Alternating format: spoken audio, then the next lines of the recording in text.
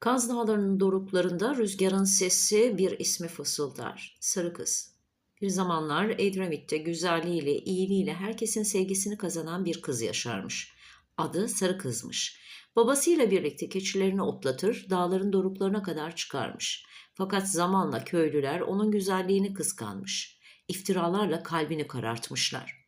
Utanç ve acı içinde kalan babası bir gün kızını alıp Kaz Dağları'na çıkmış. Gözleri dolu dolu dualar ederek onu orada bırakmış. Yıllar geçmiş, baba pişmanlıkla geri dönmüş. Dağ başında dua eden, yüzü nurla parlayan kızını görünce dizlerinin üstüne çökmüş. Çünkü artık karşısındaki bir insan değilmiş. Sarı kız dağın ruhu olmuş. Rüzgar onun nefesi, sis onun örtüsü olmuş.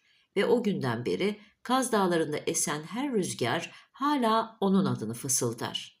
Sarı kız, sarı kız, sarı kız.